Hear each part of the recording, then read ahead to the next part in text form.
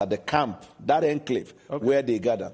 Are you okay with having the Americans bomb Nigerian people's homes? I'm not aware of that one. You're not aware of Morenike Saka, who said, I began to scream for help. I had to crawl my way out of the room. The missile tore through her apartment building, according to the Washington Post. How about Musa Soliu? I was in my room. I was buried under the ruins. I don't know how to restart my life. My belongings are destroyed. Houses were not destroyed. Are you telling us that Nigerian citizens are lying about being bombed by the US? I am saying that the military operation that was conducted on that day was targeted as terrorists, and we hit them. You have a history of not hitting terrorists and hitting civilians. You know that, right?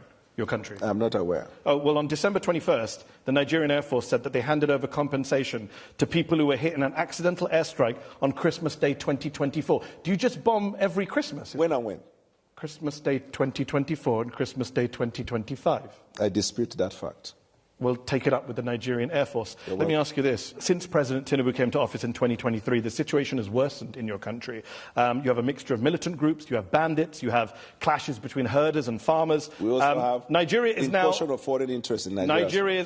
Nigeria is now the 5th deadliest country in the world. Are you proud of that record?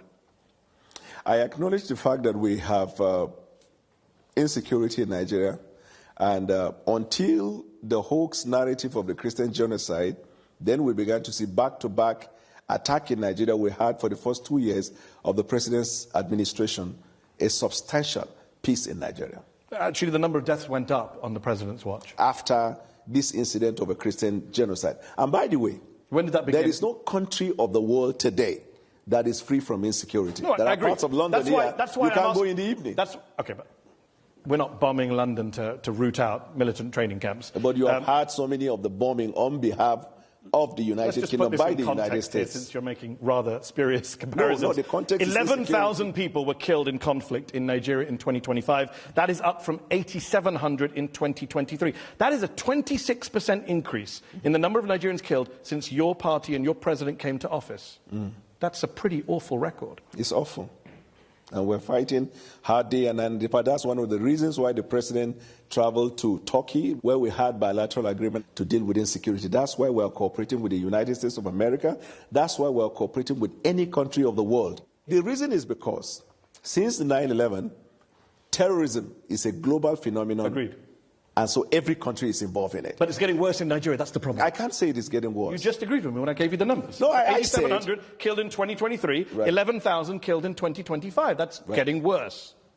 How many people were killed in the United States last year? In conflict-related violence? Probably so this is not a conflict. This is an act of terrorism. Okay. So how many people were killed in the United States in terrorism? Excuse me, sir. It wasn't 11,000. This is part of what Donald Trump, many years ago in his first term, classified the Western media as fake news. The reason is because context matters. This is not Western media. You are well aware. This is not Western media. Yes, I understand. But this is the Armed Conflict Location and Event Data, ACLED, the most respected group that counts conflict-related violence around the world. Let me ask you, where there is a terrorist attack, I could also give you another source. Conflict? I mean, National Human Rights Commission. This is a Nigerian group. 2,266 people were killed by bandits or insurgents in the first half of 2025. That's more than were killed in all of 2024. You are failing. Amnesty International says you are failing at security. The numbers don't lie.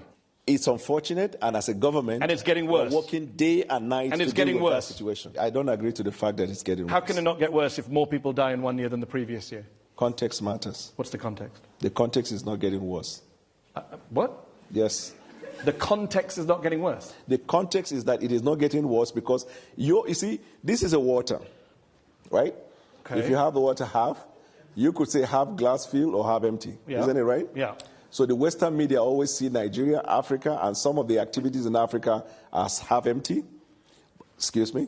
But we see it as half full because when we look at it, and when I say context matter, before the president took the oath of office, we knew the situation in Nigeria. And you made it worse. When he made the decision to take bold step to put Nigeria in better trajectory, we were well aware